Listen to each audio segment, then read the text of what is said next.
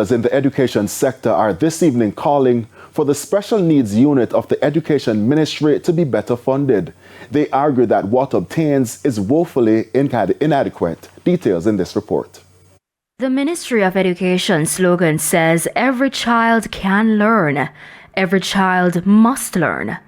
But according to President of the Jamaica Teachers Association, Leighton Johnson, in order for these children to learn, their schools need more resources. If we are serious about any kind of development in education, then education needs to be properly funded. A sore point, he says, is the country's special education unit.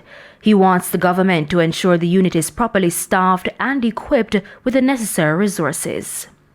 We call on the Ministry of Finance that as they make the budget, as the budget is crafted, additional funds ought to be given to the Ministry of Education to cater to this specific area of education.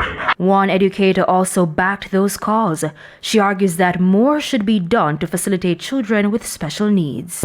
Every child should be included in the learning process. Then the Ministry of Education should be putting forth more in terms of resources, in terms of financial help, and in terms of training persons so that these children who come into the system with special needs can be helped the way they deserve to be helped. The JTA president also had this suggestion for the government.